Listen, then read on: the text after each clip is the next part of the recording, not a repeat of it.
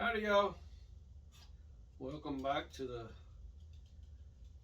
3-gun 6 mold video, uh, part 2.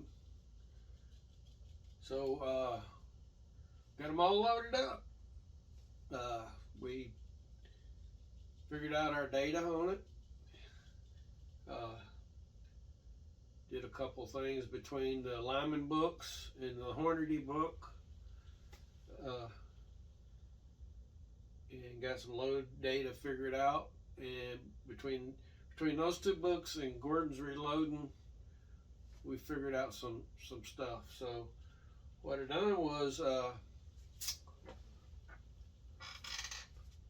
semi wide cutter from the mold that I made, I based it off the Henry or the Hornady bullet.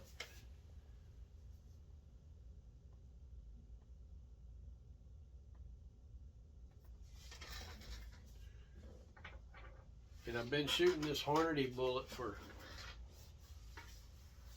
I don't know how long, ever since I bought that single 6 back when they first came out. But I've only loaded it with 700X.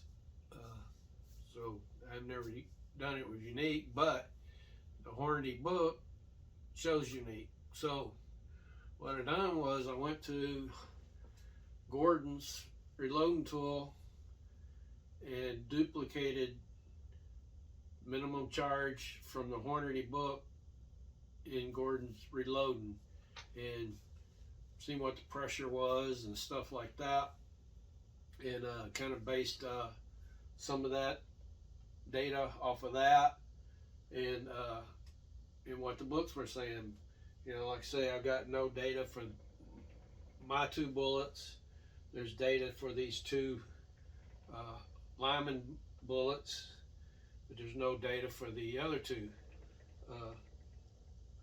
This one here, the one I call the estate mold, I got at an estate, a friend of mine got it at an estate sale and put them up for sale for cowboy shooters, and there's no markings on it, so it's a custom mold somebody had made.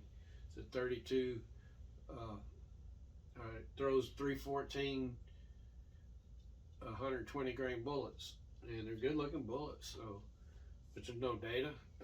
This Arsenal mold from CW, there's no data. So between what Hornady had and the 2 Lyman, what's in the Lyman books, I came up with some stuff. So I'm not going to obviously say any of it because, I mean, obviously if you want the Lyman ones, you can go to Lyman book and look. But the other ones I'm not going to tell you.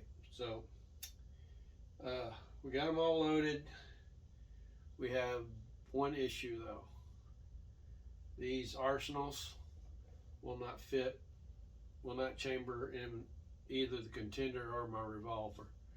So they're going to have to be strictly shot through the Henry, and they will cycle in the Henry, no problem.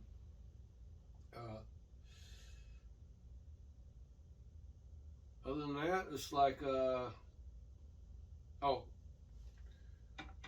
the dies. I got, I think 5 sets of dies for 32s. And I think I mentioned that in another video, but this was a set that I bought just strictly for doing this kind of stuff, where change it all the time. I know when I pick these dies up, I got to make sure I set them to whatever I'm doing.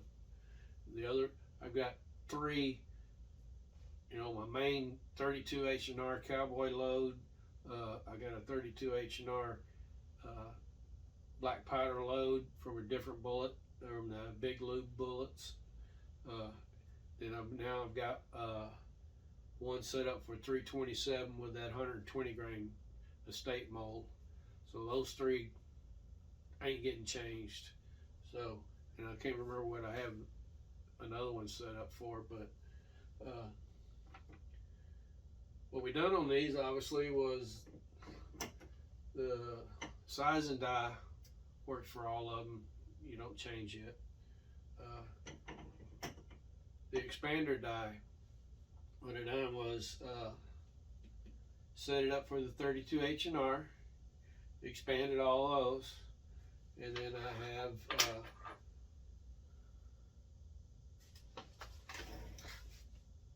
a couple spacers from RCVS. I want to say they're from 38 for 38 357. I can't remember. They're an 1/8 inch thick. I just unscrew that die, put the washer underneath it, screw the die back down, and then I flared all the 327s. Then obviously for the cedar die, I could leave the main body where it was, except for on these, if I'd have known to begin with, these 135 grains, I ended up having to pull the die body up some, because it was pushing this too far out, and I was afraid it I'm going to strip those aluminum threads, not having full contact. But get them set for the 32 H&R. Seat that bullet that I was working on, because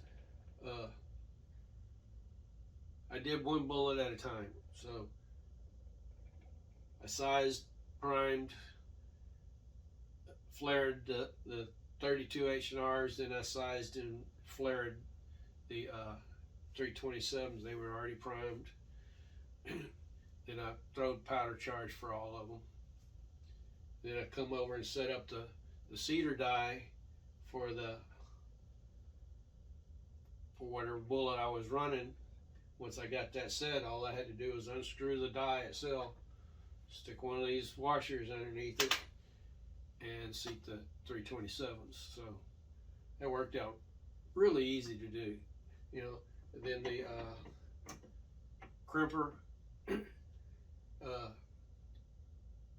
once you have it set, as far as, you know, you really don't mess with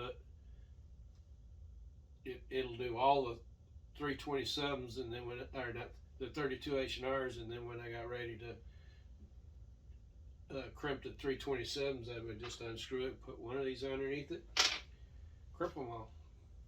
So worked out pretty easy. Anyway, let me bring you in here and do a flyover on the bullets.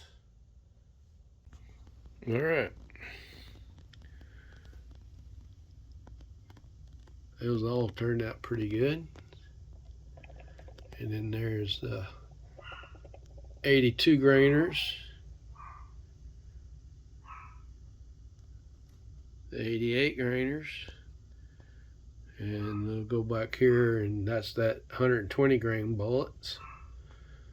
And then here's the 135, and the cedar die on that Lee cedar worked for everything perfect. I didn't see anything until I got to these. These are the last ones I loaded. If you'll look right there, you see that little flat spot right there? I don't know if you can see it on that one or not, but you can kind of see it. But it kind of did that to all the tops of those. Other than that, the dies work perfect. All right, the consensus from my last video, I asked them about it. Seems like everybody wants me to take and do one bullet at a time. So run one bullet through each gun. We can do that. It doesn't matter how y'all want it arranged, because I'm going to the range once, and I'm just going to film me shooting them. You know, when I decide to shoot this one in the Ruger, I'm going to show you that I'm shooting this one in the Ruger. Then I'm going to show you I'm shooting it in the Contender. So it's all gonna be filmed in one range session. I'm not sure if I'm gonna have to go to a public range or not. May wait till first Saturday in August. That's our practice day at cowboy shooting. I can go do it that day, and won't cost me nothing but a couple bucks, just donation bucks for practice at cowboy shooting. And I could take my time and shoot all of them, not worry about it, just have fun. So I guess we'll see you at the range next. Thanks for watching.